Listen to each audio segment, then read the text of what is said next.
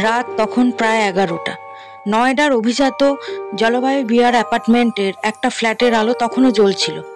14 বছরের কিশোরী আরুষি তলোয়ার তার ঘরে বই পড়ছিল। হয়তো ক্লান্ত হয়ে একটু পরে ঘুমিয়েও পড়বে। বাবা মা পাশের রুমে। একদম স্বাভাবিক একটা রাত। কেউ জানতো না কয়েক ঘন্টার মধ্যেই সব বদলে যাবে। সকাল 6টা বাজে। নূপুর তলোয়ার ঘুম থেকে উঠে মেয়ের ঘরের দিকে যান। দরজাটা হালকা খোলা।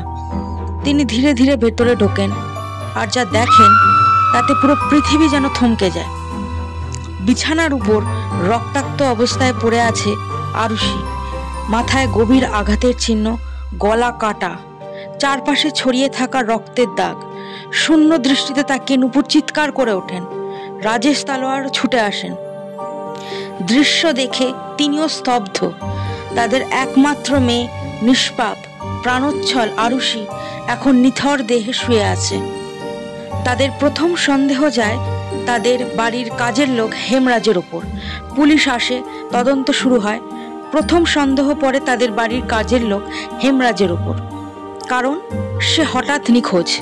সবাই ভাবল সে হয়তো অপরাধ করে পালিয়ে গেছে, কিন্তু রহস্য তখনও বাকি। পরদিন দুপুরে ফ্ল্যাটের ছাদ থেকে উদ্ধার করা হয় আরও একটি লাশ, হেমরাজের রক্তাক্ত দেহ।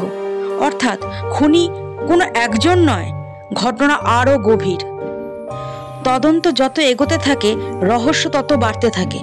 পুলিশ অনেক গুরুত্বপূর্ণ প্রমাণ সঠিকভাবে সংরক্ষণ করেনি। মিডিয়া ততদিনে কেসটাকে নিয়ে তোলপাড় শুরু করে দিয়েছে। তাহলে খুনি কে? বাইরের কেউ নাকি পরিবারেরই কেউ? কিছুদিন পর পুলিশের সন্দেহ গিয়ে পড়ে আরুষির বাবা মায়ের ওপর। বলা হলো হয়তো রাজেশ তলোয়ার মাঝরাতে কিছু দেখে ফেলেছিলেন যা তিনি মেনে নিতে পারেননি।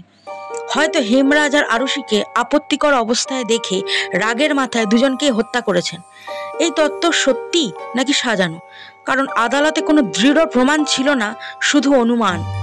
তবুও 2013 সালে তলোয়ার দম্পতিকে দোষী সাব্যস্ত করা হয় এবং যাবজ্জীবন কারাদণ্ড দেওয়া হয়। 4 বছর পর 2017 সালে এলাহাবাদ হাইকোর্ট তলোয়ার দম্পতিকে নির্দোষ ঘোষণা করে, কারণ তাদের বিরুদ্ধে কোনো প্রমাণই যথেষ্ট শক্তিশালী ছিল না।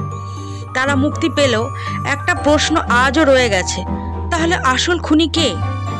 একটি কিশোরী যে সবার প্রিয় ছিল, যার জীবনে অনেক স্বপ্ন ছিল, তাকে কেউ এমন নির্মমভাবে হত্যা করলো, কিন্তু আজও আমরা জানি না কেন, কিভাবে আর কে করেছে। এই হত্যাকাণ্ডের পেছনে আসল সত্য হয়তো কখনোই জানা যাবে না। আপনি কি মনে করেন? কমেন্টে জানান। আর এমন সত্য ঘটনার বিশ্লেষণ পেতে আমাদের চ্যানেল সাবস্ক্রাইব করতে ভুলবেন না।